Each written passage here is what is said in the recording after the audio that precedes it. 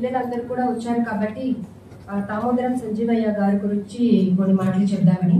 దామోదరం సంజీవయ్య గారు February 14th, 1921 కర్నూలులో పుట్టారు.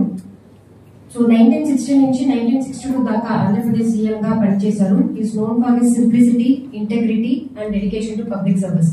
చాలా హంబుల్ బ్యాక్గ్రౌండ్ నుంచి చీఫ్ మినిస్టర్ అయ్యారంటే అది చాలా గొప్పతనం. And is known for establishing anti corruption bureau, తర్వాత చాలా ఇరిగేషన్ ప్రాజెక్ట్స్, గాజుల బెన్నె, తర్వాత కర్నూలులో ఉన్న ఇరిగేషన్ ప్రాజెక్ట్స్ అన్ని కూడా దామోదరం సంజీవయ్య గారే ఎస్టాబ్లిష్ చేశారు. అండ్ దామోదరం సంజీవయ్య గారి పేరులోనే నేషనల్ లా యూనివర్సిటీ విశాఖపట్నంలో ఉంది, మీ అందరికీ తెలుసు. It's a very reputed institution, వాళ్ళ పేరులోనే ఎస్టాబ్లిష్ చేశారు. సో ఇంకా కూడా వాళ్ళ ఐడియాస్ అన్ని కూడా it is inspiring many people in the politics and also in social service.